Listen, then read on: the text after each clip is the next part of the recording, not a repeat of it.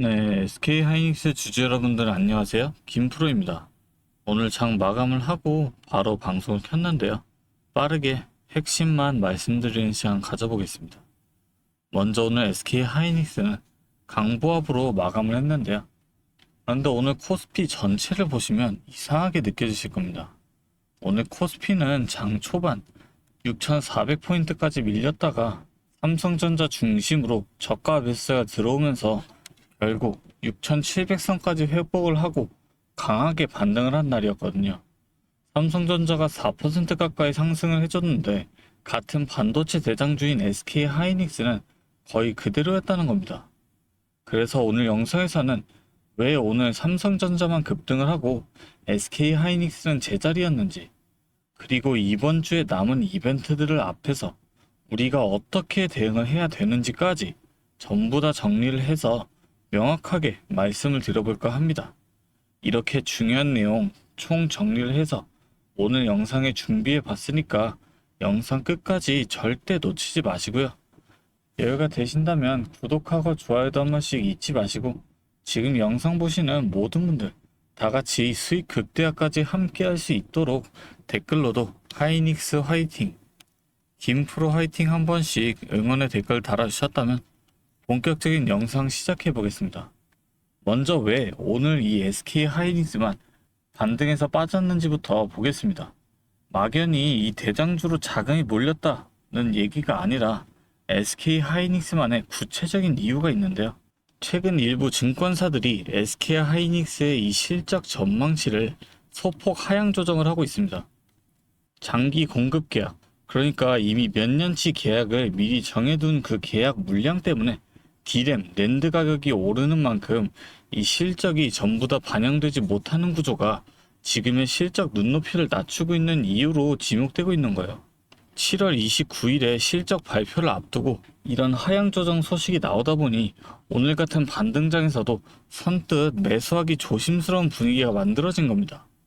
여기다 SK 하이닉스는 지난 10일 나스닥 ADR 상장 이후 새로 나온 레버리지 단일 종목 ETF가 장중 변동성을 기계적으로 양방향을 다 키우고 있는 상황이라 다른 종목보다 훨씬 예민하게 움직이는 구조라는 것도 함께 감안을 하셔야 된다는 거죠. 그런데 여기서 SK 하이닉스만의 근거를 하나 짚어야 되는데요. 바로 이 7월 29일에 예정돼 있는 2분기 실적 발표입니다.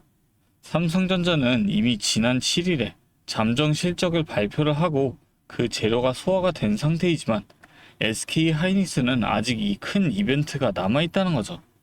그러니까 지금 시장 입장에서는 확실하게 소화된 이 삼성전자에 먼저 붙고 아직이 확인이 안 된 이 재료 SK 하이닉스 실적에는 그 실적이 나올 때까지 조금 아껴두는 심리가 있을 가능성이 있다는 거예요. 오늘 소외됐다고 해서 이 종목에 대한 관점이 나빠진 게 아니라 다음 주 실적이라는 더 큰 확인 절차가 남아있기 때문이라는 거죠. 그렇다면 우리가 당장 집중해야 될 건 이번 주에 남은 이벤트들인데요. 먼저 수요일, 이 구글의 2분기 실적 발표도 함께 보셔야 합니다. 그런데 이번엔 좀 다르게 보셔야 하는데요.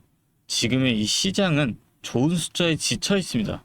지난주 TSMC가 사상 최대 실적을 냈고 미국에 1,000억 달러를 추가 투자하겠다는 발표까지 했는데 주가는 오히려 하락을 했잖아요. 그러니까 수요일에 이 알파벳의 실적이 아무리 좋게 내놔도 그 자체로는 반등의 재료가 안 될 가능성이 높다는 거죠. 그렇다면 우리가 진짜로 확인해야 되는 건 그 숫자가 아니라 이 시장이 다시 이 숫자에 반응을 하기 시작하는지 그 순간이 오는지를 보셔야 한다는 거죠. 그리고 목요일 미국의 신규 실업수당 청구 건수가 나오는데요. 지난주 20만 8천 건으로 10주 만에 최저치를 찍으면서 고용시장이 여전히 탄탄하다는 걸 보여줬었는데요. 이번에 청구 건수가 예상치를 웃돌면서 고용 둔화 신호가 나온다면 9월 금리 인하 기대감이 커지면서 달러 약세, 외국인의 자금 유입에 우호적인 환경이 만들어질 수 있다는 거예요. 그런데 이것도 지금 이 시장의 분위기를 감안해 본다면 이 자체만으로는 바로 반등을 만든다는 보장은 없습니다.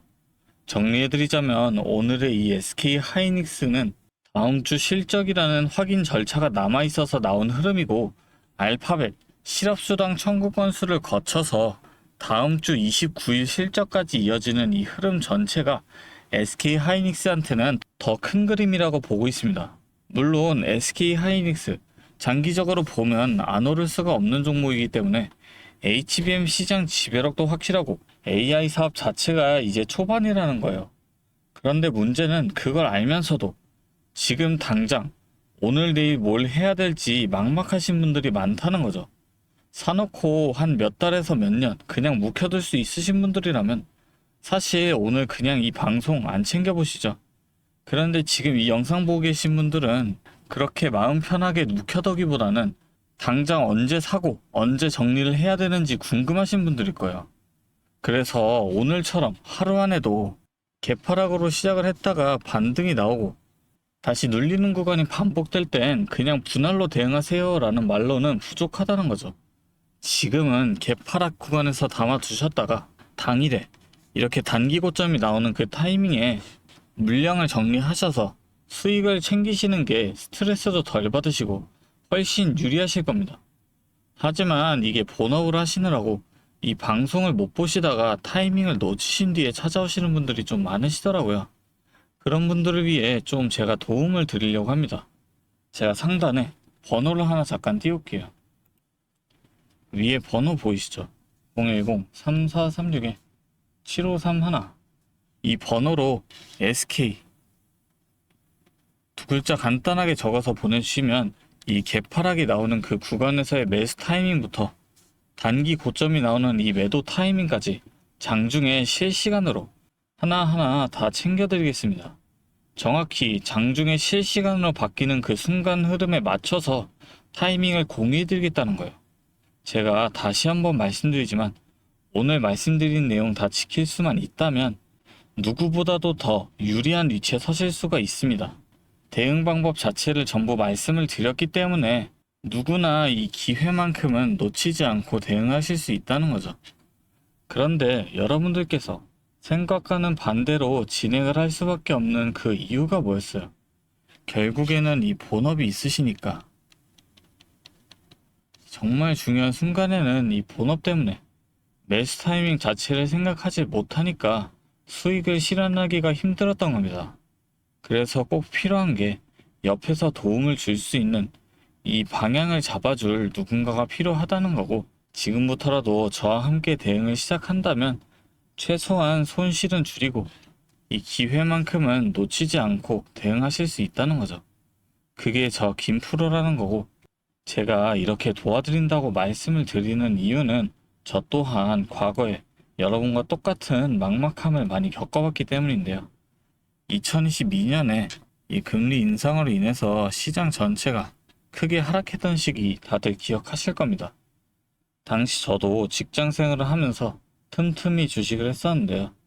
이게 워낙 우량주니까 시간이 지나면 알아서 회복되겠지라고 생각을 하면서 버텼었는데, 이게 확실한 기준이 없으니까 계좌의 손실은 계속 커지고 일상생활조차 집중하기 어려울 만큼 스트레스가 정말 심해졌습니다. 자, 그런데 이때 어떤 주식이 먼저 올라왔는지 아시나요? 처음엔 다들 아시는 것처럼 뭐 이 로봇이 된다, AI가 뜬다 하면서 대기업 투자 뉴스에 수많은 사람이 몰려갔었는데요. 그런데 저는 오히려 남들이 다 그런 뉴스에만 관심 가질 때 이 2022년 말에 가장 밑바닥에 있던 2차 전지에 집중을 했었습니다. 왜냐하면 당시 전기차 수요가 일시적으로 둔화된다는 악재 뉴스가 도배되고 있었지만 제가 주목한 건 따로 있었습니다. 바로 우리 일상 속에서는 이미 아파트 주차장이나 대형마트마다 전기차 충전 구역이 법적으로 의무화가 되면서 강제적으로 늘어나는 인프라의 변화가 눈에 띄게 일어나고 있었죠. 여기에 글로벌 완성차 브랜드들까지 내연기관 생산을 전면 중단하겠다는 구체적인 계획들을 잇따라 발표하고 있었고, 전 세계 모든 자동차가 결국 이 배터리로 바뀔 수밖에 없는 그 거대한 산업의 방향성은 누구도 막을 수 없겠다라는 명확한 결론이 섰던 겁니다. 결국 이 배터리에 들어가는 핵심 소재를 만드는 그 기업의 가치는 올라갈 수밖에 없다 라고 확신을 했기 때문에 저는 남들이 다 포기를 할 때 이 2차 전지 하나에 철저하게 집중을 해서 2023년에 계좌 손실을 메꾸고 빠르게 회복해냈었죠. 하지만 이 2차 전지가 오른다는 거 알아도 기업마다 들고 있는 이 기술력들이 다 다르고 주가가 흔들리는 이 등락폭도 전부 다 다를 수밖에 없잖아요. 그래서 제가 평소에도 이 기업에 대한 분석과 기업에 대한 가치를 판단을 한 다음에 진입을 하셔야 한다라고 말씀을 드리는 겁니다. 지금 이 영상 보시면서 어떻게 해야 할지 걱정하시는 분들의 마음 너무나 잘 압니다. 여러분들만큼은 제가 겪었던 이 시행착오를 좀 피하셨으면 해서 도와드린다고 말씀을 드리는 거고요. 마지막으로 지금까지 영상 시청해주신 분들을 위해 특별한 이 선물도 하나 준비해 왔으니까요. 지금까지 영상 봐주신 주주님들만큼은 꼭 놓치지 마시고 이 선물까지 함께 챙겨가셨으면 좋겠습니다. 자, 오늘 제가 준비한 선물은 요즘 굉장히 핫한 이 AI와 관련된 종목인데요.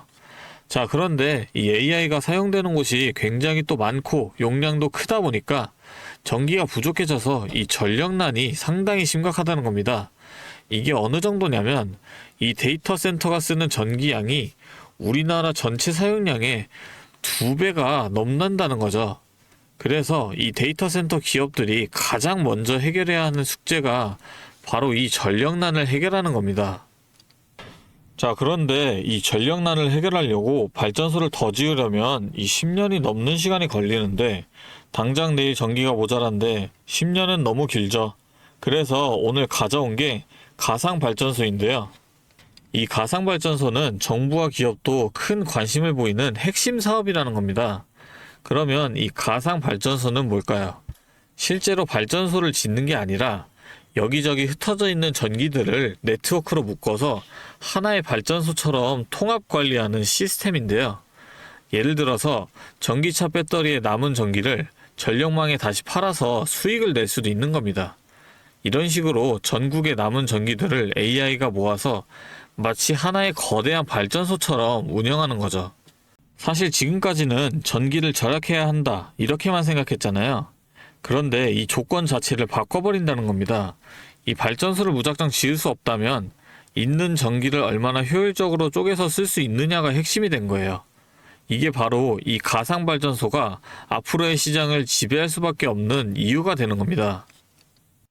이미 테슬라에서는 일본에서 가상발전소 사업을 전국으로 확대했고요. 우리나라 정부도 제주도에서 이미 시범 사업을 운영하는 중이죠. 결국에는 이 가상발전소, 즉 VPP 사업이 미래의 핵심 사업으로 자리 잡을 수밖에 없는데요.